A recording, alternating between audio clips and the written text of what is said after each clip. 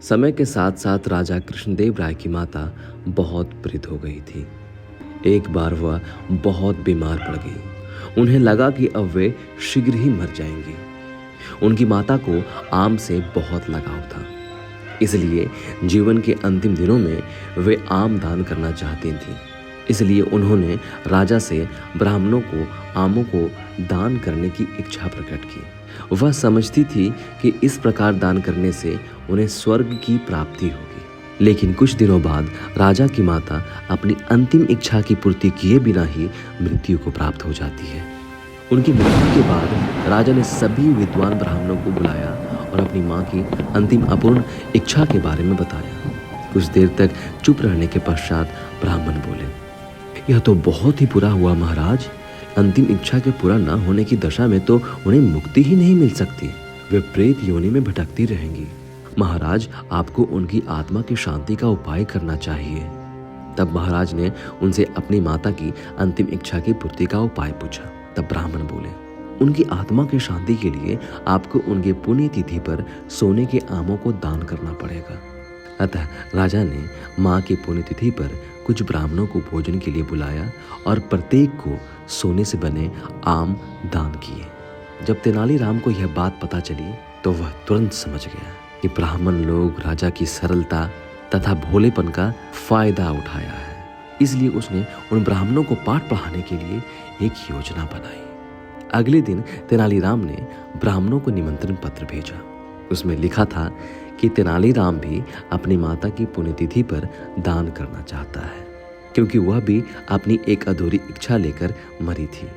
जब से उसे पता चला कि उसकी मां की अंतिम इच्छा पूरी न होने के कारण प्रेत योनि में भटक रही होगी, वह बहुत दुखी था और चाहता है कि जल्दी उसकी मां की आत्मा को शांति मिल जाए। ब्राह्मणों ने सोचा, तेनालीराम के घर से भी बहुत अधिक दान मिलेगा, क्योंकि वह तो एक शाही विदूषक है। सभी ब्राह्मण निश्चित दिन तेनालीराम के घर पहुंच गए।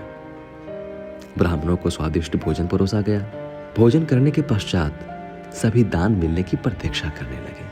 तभी उन्होंने देखा कि तेनालीराम लोहे के सलाखों को आग में गर्म कर रहा है। सब घबरा गए। पूछने पर तेनालीराम बोला, मेरी माँ फोड़ों के दर्द से परेशान थी। मृत्यु के समय उन्हें बहुत तेज दर्द हो रहा था। इससे पहले कि मैं गर्म सलाखों से उनकी सिकाई करता, वह मर चुकी थी।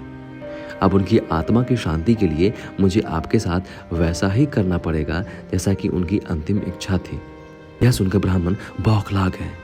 वे वहां से तुरंत भाग जाना चाहते थे, लेकिन तेनालीराम, उससे कौन भाग सकता है। वे गुस्से में तेनालीराम से बोले कि हमें गर्म सलाखों से दागने पर तुम्हारी माँ की आत्मा को शांति मिलेगी। नहीं महाशय, मैं झूठ नहीं बोल रहा हूँ। यदि सोने के आम दान में देने से महाराज की मां की आत्मा को स्वर्ग में शांति मिल सकती है, तो मैं अपनी मां की अंतिम इच्छा क्यों नहीं पूरी कर सकता। यह सुनते ही सभी ब्राह्मण समझ गए कि तेनालीराम क्या कहना चाहता है। सभी ब्राह्मण बोले, तेनालीराम, हमें क्षमा करो।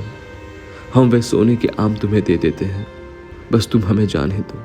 तेनालीराम ने सोने के आम लेकर ब्राह्मणों को जाने दिया, परंतु एक लालची ब्राह्मण ने सारी बात राजा को जाकर बता दी। यह सुनकर राजा क्रोधित हो गए और उन्होंने तेनालीराम को बुलाया। वे बोले, तेनालीराम, यदि तुम्हें सोने के आम चाहिए थे तो मुझसे मांग लेते। तुम इतने लालची कैसे हो गए हो कि तुमने ब्राह्मणों से सोने के आम ले लिए। तब तेनालीराम बोला, महाराज, मैं लालची नहीं हूं, अपितु मैं तो उनकी लालच की प्रवृत्ति को रोक रहा था। यदि वे आपकी मां की पुण्यतिथि पर सोने के आम ग्रहण कर सकते हैं, तो मेरी मां की पुण्यतिथि पर लोहे की गर्म सलाखें क्यों नहीं झेल सकते। राजा तेनालीराम की बातों का अर्थ समझ गया।